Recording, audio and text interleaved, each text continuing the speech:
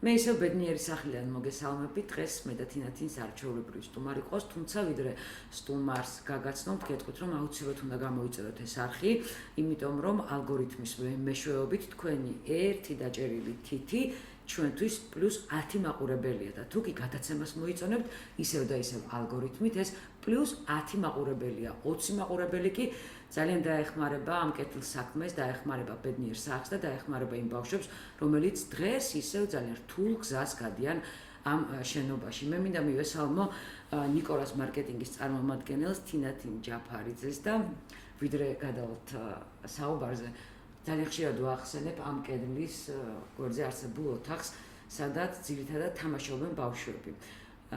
ძალიან კარგი ოთახია, ფერადი, ბევრი სხვა სივრცეა, სხვადასხვა გემოვნებისთვისაც მე მგონი ყველასთვის არის კუთხე მოკლე და ეს ოთახი არის ნიკორასი და ხომასეა. კი ბატონო, როდესაც სახლის მშენებლობა დაიწყო, ნიკორამ აიღო ერთ-ერთი ოთახი თავის თავზე, ესე რომ ვთქვათ, სრულად ამ ჯერ კიდევ სულ ადრე დამეგობრდა ნიკორა და ბერი ანდრიას. უკვე 10 წელია, რაც ნიკორა და ბერი ანდრიას ფონდი მეგობრობს და თავმაც შეიძლება ითქვას, რომ ეს იყო ერთ-ერთი იმ გადაწყვეტილებათაგანი, რომელიც გულით მივიღეთ. და სწორედ როდესაც სახლის შენობა დაიწყო და ნიკორამ აიღო თავის თავზე ამ ოთახის გაკეთება, სრულად უზრუნველყო ბავშვების გასართობის სივრცის მოწყობა და ეს მე როგორც ვიცი, ბავშვების ყველაზე საყვარელი ადგილია და თავისუფალი დროის ყველაზე დიდ ნაწილს სწორედ იქ ატარებენ. და ყველაზე მნიშვნელოვანი კიდე მინდა ვთქვა, რომ ნიკორასთვის არ იყო მნიშვნელოვანი როგორ გავაკეთებთ. თავარი იყო რომ ბავშვებს გახარებოდათ, უბრალოდ ჩვენ თვითონ მოვინდომეთ და ნიკორას ფერებში რაღაცეები გავაკეთეთ, ანუ ეს არ იყო მათი ან მოთხოვნა, ან мотиваცია. პირიქით ძალიან ჩუმად აკეთებენ ყველაფერს და ჩემთვის დღეს არის ერთ-ერთი მოწინავე კომპანია, რომელიც ყველაზე მნიშვნელოვან რამესაც აკეთებს ბერი ანდრიას ფონდისთვის და მე შემიძლია სრული პასუხისგებლობით თქვა, რომ პანდემიას ჩვენ ვერ გადაურჩებოდით, ვერ გადავიტანდით, რომ არა ნიკორა. სტუმრები რომ მოდიან და იმ ოთახში რომ შემყავს, ყველა ხო გიждდება საერთოდ, ყველა ბავშვის ინტერესი ნამდვილად დაცული არის, გოგო, ბიჭი, თან გვაქვს ჩამოსასრელებელი ოთახში საქანელები, ორი სართული რომანტიულად მოწყობილი. ოთახებში მეზობლობანასაც თამაშობენ, არა მარტო ექიმობანას. კი, ნამდვილად. და მაშინ ყველა სტუმარს ვეუბნები, აი სადად იხართ და თუ მეტყვია რამე სხვა ქსელს და სხვა მაღაზიას ვეუბნები, რომ იცით რა, ჩემი ხათი ჩემი შვილების ხათვით იარეთ ნიკორაში, თუმცა აქავე დავძენ, რომ უმეტესი მეუბნება რომ დადეს ნიკორაში, ისე მიხარია ძალიან და ჩემი თხოვნა ესეთი არის, თუ ვინმე არ დადის, რომ იარეთ კოლეში სამჯერ მაინც. მეთქი ამას თხოვ მინიმუმ, იმიტომ რომ მართლა კიდევ ერთხელ გავიმეორებ, რომ არა ნიკორა, მე არ ვიცი დღეს რა დღეში ვიქნებოდით და ყველაზე საყვარელი ოთახი ბავშვებისთვისაც აღარ გვექნებოდა. ისე ეხლაც თავმოყარა იქ ძალიან ბევრნი არიან და თამაშობენ დარბიან. კარგია რომ პირველები იყავით დაუმეგობრდით, მას შემდეგ გავიდა ძალიან ბევრი წელი და იგივე პანდემია ძალიან მნიშვნელოვანი იყო ბედნიერი სახლისთვის. მაინტერესებს აი ერთსულ უნდათ მიიღეთ გადაწყვეტილება, იმიტომ რომ ერთი არის რომ ერთ ადამიანს უნდა რომ კეთილი საქმე აკეთოს და არის კიდევ კოლექტივი, რომელმაც შესაძლებელია თქვას, რომ ამ ეტაპზე თქვათ კომპანია არ არის მზად რომ გაიღოს ასეთი თანხები. თავიდან დავიწყებ, ესე ვთქვათ, მეგობრობის დასაწყისიდან, თავიდან უბრალოდ გვინდოდა რომ ბავშვებს დავხმარებოდით. და ვეკითხებოდით ყოველთვიურად რა საჭიროებები იდგა და მე მოგროვდით იმ პროდუქტებს, რაც მათთვის მნიშვნელოვანი და აუცილებელი იყო და იმავე ეტაპზე უკვე ვიცოდით, რომ ეს არ იყო ერთჯერადი აქცია, ეს იყო ურთიერთობის დასაწყისი და პასუხისგებლობის აღება. შესაბამისად, ვგრძნობდით, რომ ეს არ იქნებოდა მოკლევადიანი პროექტი და უკვე პირველივე, ესე ვთქვათ, როდესაც პირველივე ფიზიკური კონტაქტი შედგა, იქ უკვე გაჩნდა ურთიერთობა, გულწრფელობა და პატივისცემა. ჩართულობას რაც შეეხება, გულწრფელად გეტყვით, ნიკორაში არავის დაჭიროებია დამატებით ახსნა და დამატებით მოთხოვნა ჩართვასთან დაკავშირებით, პირიქით ყველასთვის თანამშრომლებისთვის ეს იყო ძალიან ადამიანური და ღირებული ნებისმიერ აქტივობაში ჩართვა, იქნებოდა ეს ფესტივალში მონაწილეობა, იქნებოდა სხვადასხვა ვიზიტები და პროექტები, რომელიც განგვიხორციელებდა, რომელზეც შეგვიძლია მე უკვე ვისაუბროთ, თუ იქნებოდა სწორედ ის პანდემიის პერიოდი, როდესაც კომპანიამ გადაწყვიტა, რომ უკვე როცა აგვიკრძალა ფიზიკურად ბავშვებთან ვიზიტი, კომპანიამ გადაწყვიტა, რომ თანხა ჩაგვერიცხა ფონდისთვის და ეს ინიციატივა უკვე მეხუთე წელია გრძელდება. და თვითონ თანამშრომლებს აქვთ გაზიარებული, რომ ამ ყველაფერმა მათი ხედვა შეცვალა. ნამდვილად მე არის სოლიდური თანხა, ხო 4500 ლარი არის ძალიან სოლიდური თანხა, როდესაც კომპანია 5 წელი არ აგდებს სტაბილურად და მე ზუსტად ვიცი ამ სახში რომ შუქი არ ჩაქრება, ხო? აი ვიცი, ეს არის მათი დამსახურება და ძალიან დიდი მადლობა თვითონ მარკეტინგის გუნდს და გვანცა ძალიან მიყვარს მათი ხელმძღვანელი არ არის დღეს, ნუ ეხა არ არის საქართველოში და იმიტომ დღეს ვერ მოვიდა და ჩვენი სტუმარი თინათინია.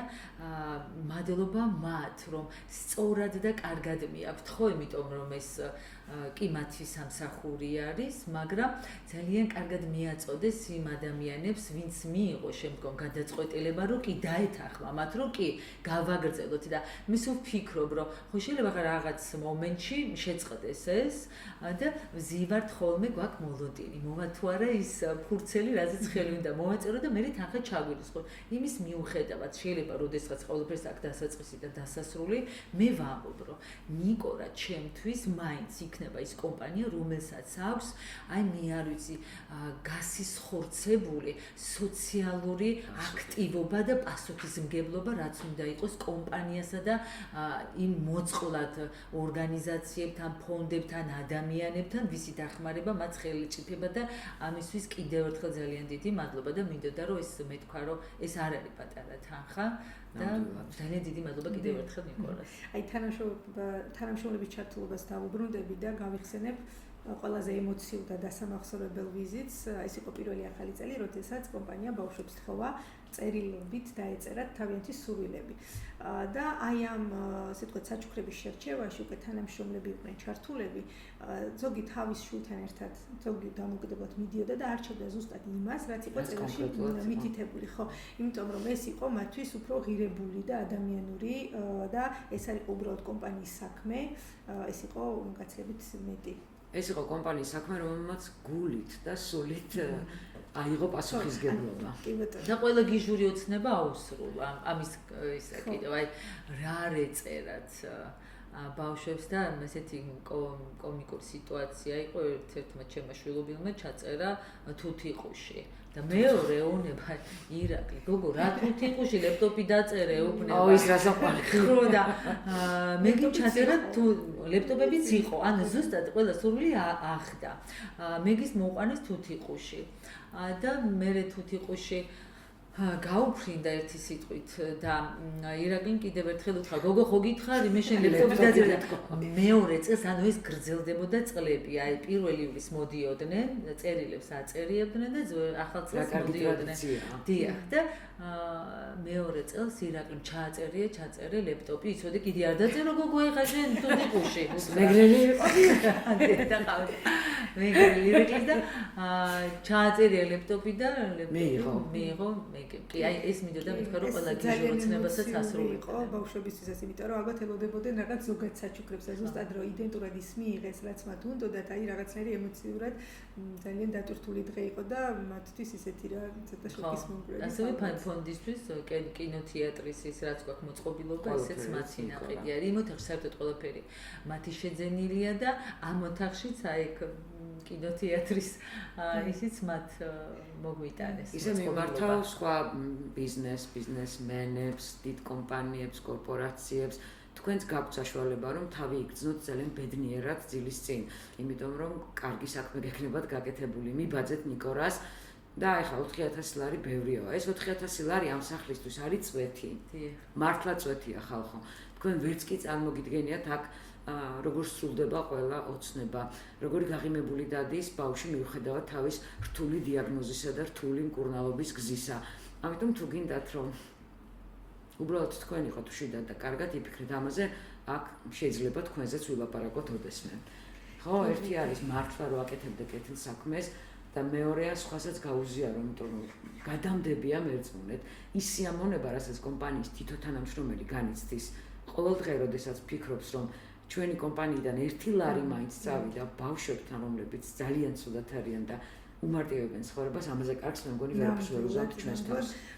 ზოგადად ჩვენ ვფიქრობთ, რომ ეს არ არის ვთქვათ პროექტი, რომელიც უნდა იყოს მარკეტინგის ნაწილი და რომელიც დასრულდება რაღაც კონკრეტული ბიზნეს მიღწევისთანავე, ამიტომ არასოდეს გვიფიქრია, რომ ეს ამბავი დასრულდება. ანუ არ შეეშინდეს იმ წერილს. არასოდეს გვიფიქრია, რომ ეს არის რაღაცა ვადიანი, მოკლევადიანი გზავადიანი, არ აქვს მნიშვნელობა. როდესაც იღებ პასუხისმგებლობას და ხდები სოლიდარობის ნაწილი, ეს უკვე გარკვეულწილად არის კორპორატიული კულტურის ასე ვთქვათ გამოხატულება და ჩვენ ასე წარმოგვიდგენია, რომ ეს არის სწორი და ამ მიმართულებით ჩვენ არასოდეს არ ვსაუბრობთ იმაზე, რომ რაღაცნაირად არ გამოგვივიდეს პიარი, იმიტომ რომ შეიძლება გარედან ესე ჩანდეს, თუმცა შიგნით რეალურად ეს არის ნამდვილად გულითადი მეგობრობა. იცით რა, ჩვენ ამაზე ხშირად ვსაუბრობთ, რომ როგორ შეიძლება აქო შენი თავი იმისათვის, რასაც აკეთებ, მაგრამ ეს ის შემთხვევაა, რომ ხმამაღლა უნდა ვაქოთ ერთმანეთი, ხმამაღლა უნდა ვაქოთ ის ადამიანები, ვინც ყველაზე მინიმუმს ან მაქსიმუმს აკეთებენ იმისთვის, რომ აქ იყოს სიმშვიდე. ხო ასეა? ან ნამდვილად ისეა და თან კიდევ არასოდეს ეს არ იყო. ჩუმად აკეთებენ ამას. ჩემი თხოვნა იყო დღეს გადაცემაშიც, რომ არის თინათინი ჩემი თხოვნა იყო, რომ აი მე ძალიან მინდა, ყოველთვის ვცდილობ მე რაც შემიძლია. აი ეს რაღაც უკავშირი კონდეთ მათაც, ხო? და ამიტომ სულ ვეუბნები, რომ ჩემთვის ძალიან მნიშვნელოვანი არის და ძალიან გთხოვთ, მოდით ამაზე ვისაუბროთ. ჩემთვის რატოა კიდევ მნიშვნელოვანი? ჯერ ჩემი მადლიერება გამოვხატოთ და თან კიდევ იქნებ რომელიმე კომპანიას კიდევ მოუნდეს, ხო?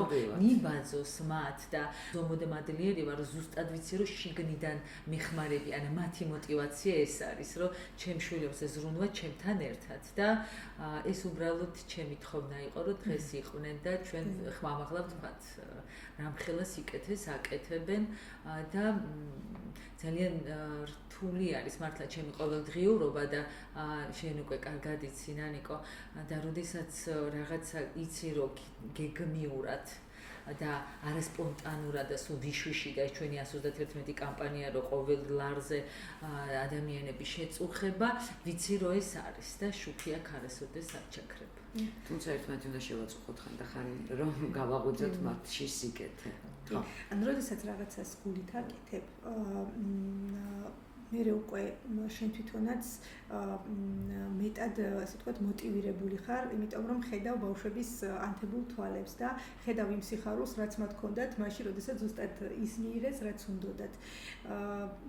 ამიტომ ალბათ ყველა კომპანიისთვის ეს არის მამოტივირებელი და ეს არ ეხება თქვათ მხოლოდ ფულს, ეს არის უბრალოდ გადაწყვეტილების და სურვილის საკითხი, იმიტომ რომ შეიძლება მხარდაჭერა იყოს არა მხოლოდ ფულადი, არამედ თქვათ დროის ნაწილში იყოს ემოციური მხარდაჭერა და ასე შემდეგ.